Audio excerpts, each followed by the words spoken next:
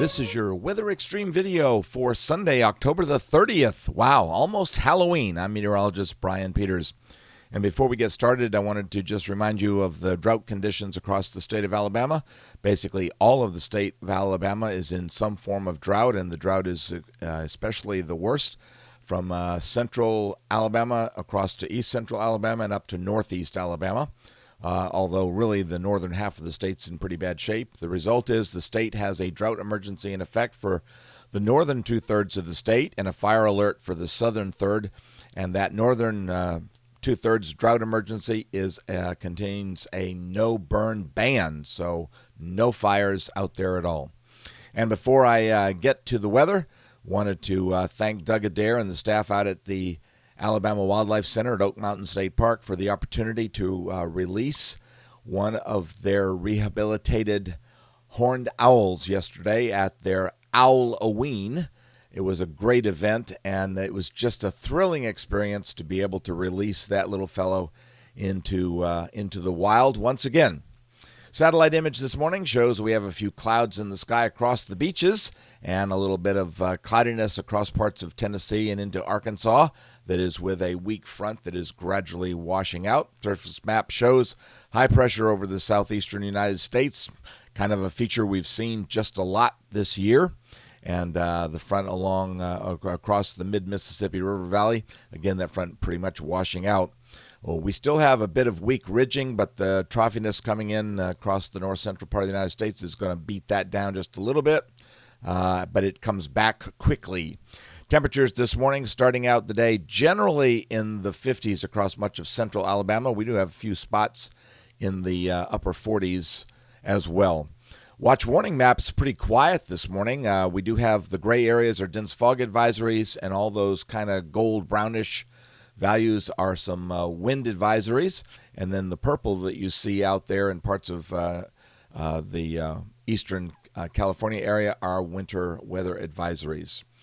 And the QPF, the quantitative precipitation forecast, pretty much tells the story. We're not looking at much rain for the next 5 days, and actually probably beyond that.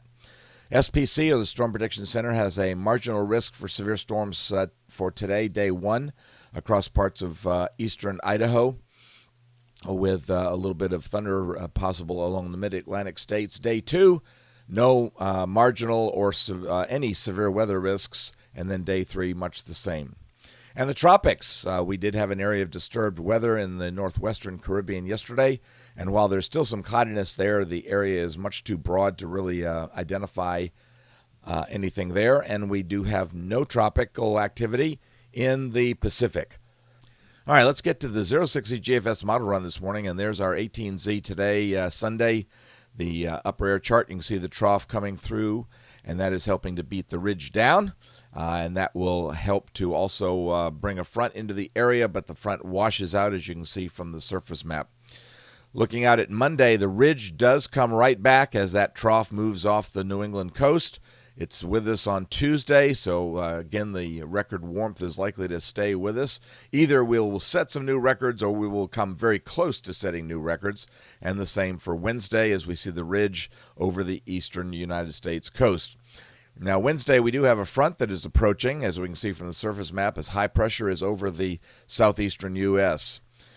On Thursday, we begin to see a pattern change here, as that trough begins to shear out a little bit. As you can see, it's being stretched from the Great Lakes all the way back to the southwestern United States, and that will allow the front to come through. But I think right now the atmosphere is just plain too dry, so for now we're going to continue with just some partly cloudy skies, and we may see a few clouds with that passing front. That trough moves on by, but you notice our flow aloft becomes more northwesterly. So that means the front will exit the area, what little impact it is expected to have. So we dry back out on Friday. You notice that the high pressure over the central Rockies is what's going to be influencing our weather as we head into the weekend. But that northwesterly flow means that we're going to see this significant pattern change with now a trough along the East Coast, and that means some cooler air as we head out Saturday, and then once again Sunday we stay in that northwesterly flow pattern. So it looks like we ought to be seeing temperatures with highs in the 70s and lows in the 40s, which will be much closer to our typical 30-year averages for this time of year. Looking out into voodoo country, the GFS maintains this troughiness over the eastern third of the country. So we maintain some sort of northwesterly flow. And the result is, of course, that we'll be watching for any traveling weather systems, but it will keep us a little bit cooler. And then at the end of the period, around 384 hours or the 13th of November, the GFS shows a closed low over the Gulf Coast. You know what they say, closed low, weatherman's woe. And that could signal an extended period, that is a multi-day period of perhaps some rainy weather. We could certainly use that. But you know how it is. It's voodoo country. It's a long way out there. Thanks for tuning in to the Weather Xtreme video. I expect James to be back here with the next edition first thing on Monday morning. In the meantime, stay tuned to the blog for notes on Alabama's weather. I'm meteorologist Brian Peters.